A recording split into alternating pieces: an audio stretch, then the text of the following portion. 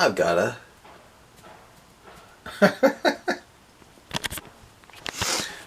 that's what you call a pesto stain.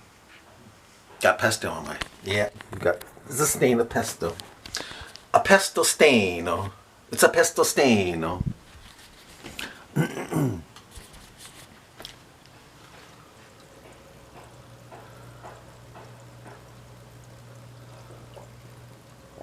Where's the Tucker Pity? Oh, there's the Tucker Pity.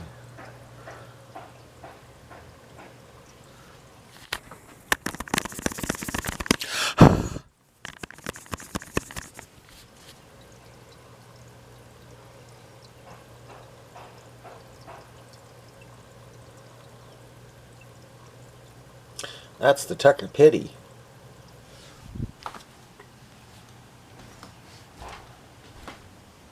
That's where I sleep. There's my...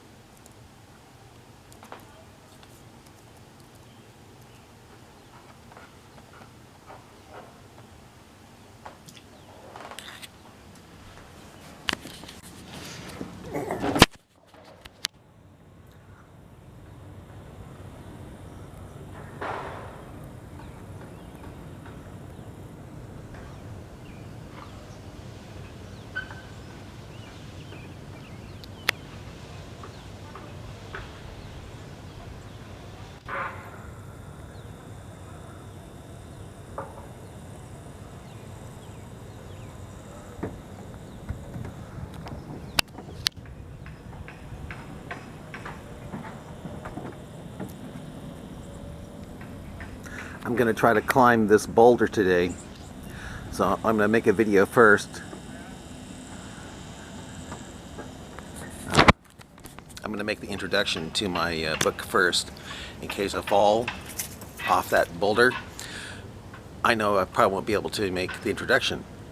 So I'm going to try to make the introduction first, then climb that boulder. If I fall, then yeah. And the introduction to my book called Rammat Revealed. Alright. I decided to read the English version to add to my French version and later my German version. I'm only going to make I decided to only make two foreign language two foreign language versions of this so far. Maybe more, we'll see. The French version and German version. That's as far as I think I'm going to take it. But I thought I would make this record in English because I don't know how it's going to sound to you in your language of French or German after it goes to Google Translate. So I thought I would add the English version in video form to both. And that way, at least I'm making sense in English. Okay? Alright, here goes. Alrighty.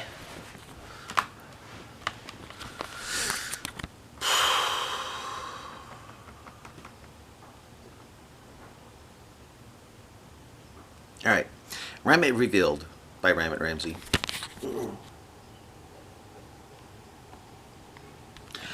Dedicated to the memory of my dad, who died a year ago, from this publishing, and was the most influential man in my life. Get me interested in theology and the notion that truth was the most important thing to seek next to being born again in Jesus Christ.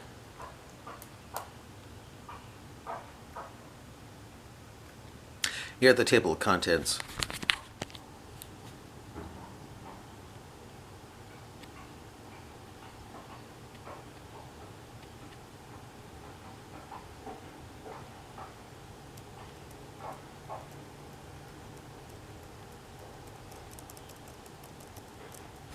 All right, introduction.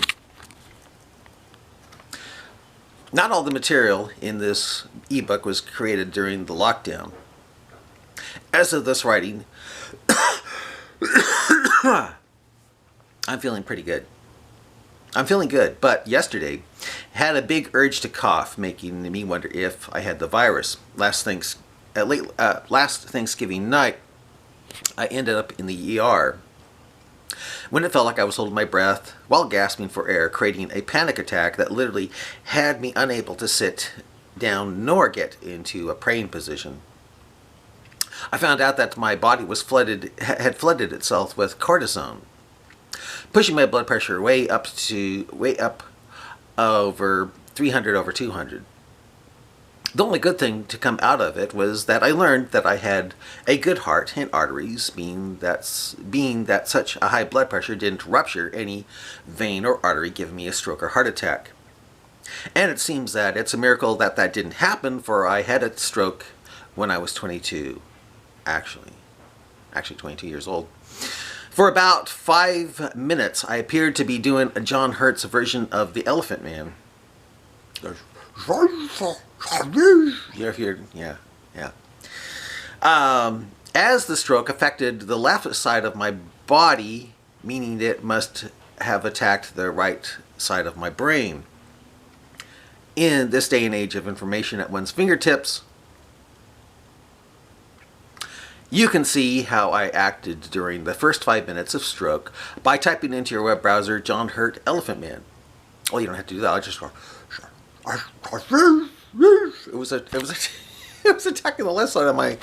So you don't have to do that now. Now you know how it sound like when I had a stroke here. Okay. Anyway, I leave it up to God if the virus is in my lungs and is on the verge of taking me out. I've been shopping, and at the Berkeley Bowl yesterday, well, the place was crowded. I was wearing my tiger mask and feeling uneasy about it due to the fact that I just learned that the virus is like a mosquito and the mask is like a chain link fence. So I really have to plan like my life is very short now. I saw something. Thus, this might be the last book I ever upload and publish to Amazon's Kindle. If it's going to be the last one, I hope to make it my best nonfiction Islam exposing book yet. It doesn't take a genius to expose the evil and stupidity of Islam. However, I'm not a genius like David Wood and the apostate prophet. Not geniuses like those guys who can make fantastic Islam exposing videos. So, if I'm going to try to gain a mass audience with at least my books, I'm afraid I'm going to have to come up with an eye-catching title or book cover.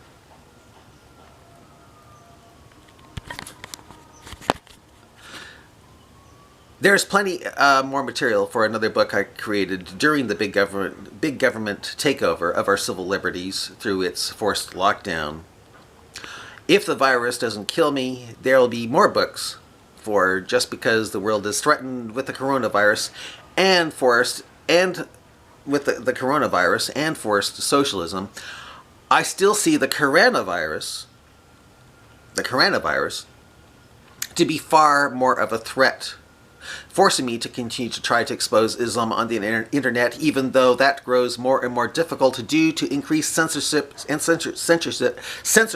of all things conservative, pro-Trump, and especially anti-Islam. Half my accounts on YouTube now don't let me upload videos. More and more, Facebook no longer lets me share things I find important. More and more, Facebook no longer lets me share things I find are important of a political or religious nature. I could be wrong, but I believe the globalist deep state has chosen Islam to be the one world religion since it's the religion of the slave.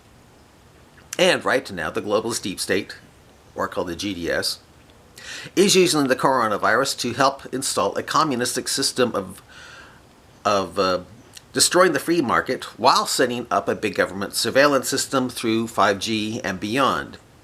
That's if 5G doesn't kill us outright.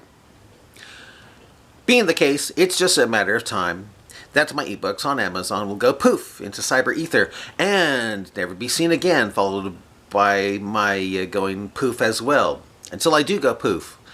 First by the globalist deep state deleting all my accounts on Facebook and YouTube. Yeah. Oh, until I do go poof. First by the deep state. First by the globalist deep state deleting all my accounts on Facebook and YouTube. I again will continue to try to expose Islam and try to deprogram Muslims, all the while trying to give them another option by presenting a more Christian conservative message, starting by drawing their attention to Quran 10, verse 94. The only verse in the whole Quran I believe a Muslim must obey, must follow. For if they, Muslims, obey Quran 1094, they will come to me for my reading, not reciting, but my reading of the before scriptures, Bible. If they do obey Quran 1094, I'll let them know that although there is no confirmation between the Bible and the Quran like the Quran teaches, there is confirmation between the Old and New Testament, meaning that both testaments complement each other due to the death of Jesus Christ on the cross. That his death makes sense of all the sin offerings and blood atonement mentioned in the Torah, Allah's book given to Musa. Without the death of Jesus on the cross for our sins, it seems that God, in the Old Testament, is just a bloodthirsty deity, like that likes humans killing and burning innocent animals because they smell good to God when burned. Anyway, if you read this book in its English form, you will see a lot of flaws in the words and dialogues, problems in punctuation and grammar. I didn't change as a way to possibly capture the psychology of the person I was exchanging words with. However, in the foreign language versions of this book, and that's why I'm reading this right now, I'll try to improve all that, so when it goes through Google Translate to make the foreign versions of this book, it will be more likely to translate into the language I select. This is the first non-fiction book I will attempt to try this with, because Google Translate was so bad that it seemed as if I became a very bad beat poet whenever I wrote something. I'm hoping that Google Translate has improved enough by now to make it seem like I'm no longer writing confusing, whacked out poetry.